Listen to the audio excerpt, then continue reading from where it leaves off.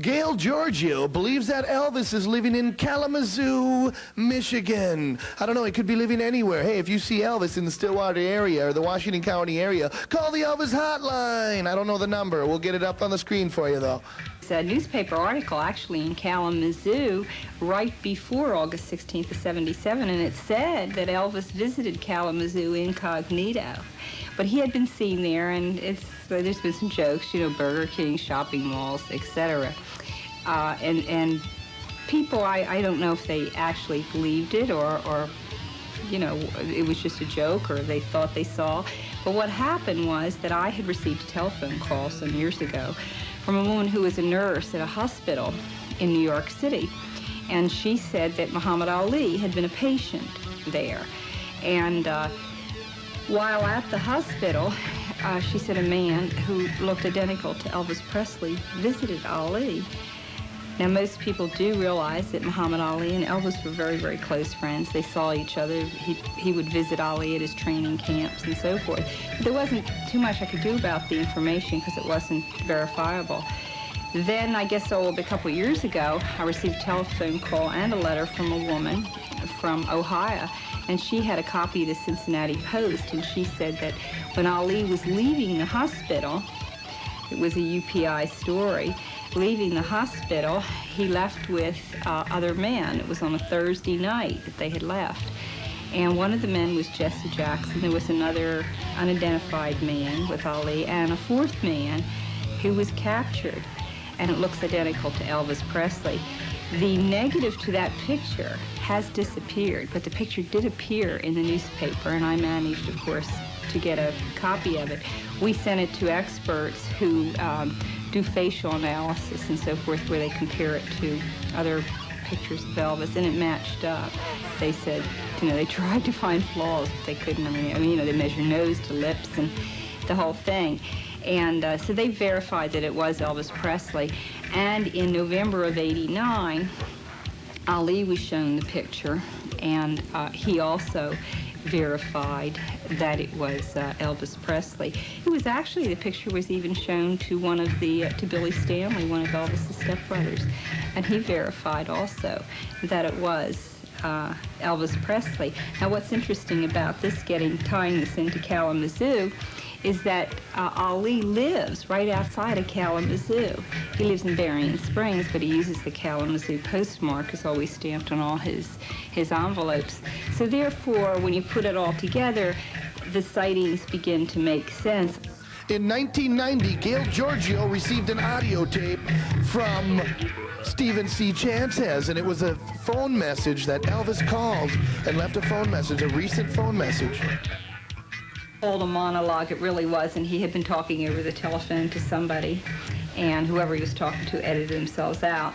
But I finally contacted a voice authentication expert who works with the government, and he's with a major law enforcement agency in Texas by the name of L.H. Williams.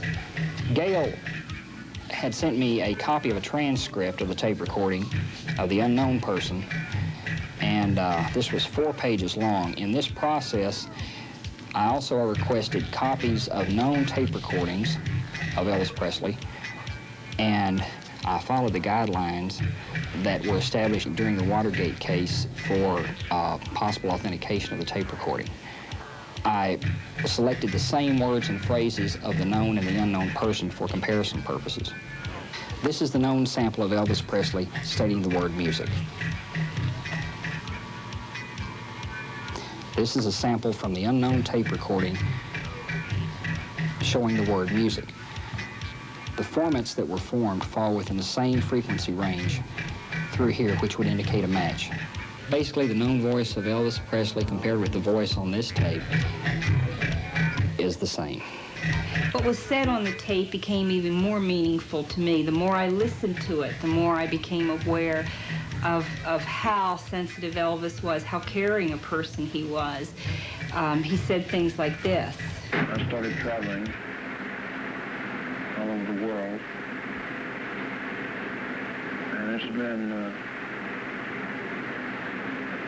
enjoyable, but it's been a constant battle of growing beards and and this and that to keep. If you just tuned in, this is a recent recording of Elvis. Anyway, the first place that I wanted to see in Germany was a place called Wiesbaden. I don't know whether or not you've ever seen Wiesbaden before, but my girlfriend was with me, and we went to a place to get something to eat. If you just tuned in, this is a recent recording of Elvis. The waitress there asked me what we'd like to have. And I said, I don't know really. What would you suggest? And she stood still. She just kept staring at me, and I started getting very nervous. At the time, I had a beard and I lost a few pounds. And I thought No more peanut butter and banana sandwiches, huh? Very hard for anyone to recognize me. And then she asked me if I'd ever been to Germany in the past. And then I got more nervous.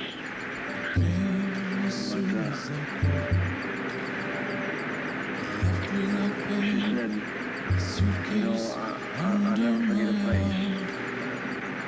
And then she said, I don't know how you did it. She said, I don't care how you did it. She said, I just hope that you're as happy as you made me tonight. Wow. Hey, if that recent recording of Elvis is authentic and true, that must mean that he is living now in Germany. We think we pinpointed him in Germany after that audio tape. We got some clues from that. Hope you did too. Anyways, we do think that Elvis is living in Germany, and we are still doing some investigative reporting here to find out where Elvis is. Germany, Michigan, anywhere. Keep that Elvis hotline going, and keep your neighborhood Elvis watch going. And we are still looking for Elvis. Elvis is still alive. Elvis, you don't get out of the Army until 1950. If rock and roll could diminish in popularity or even disappear, what would you do?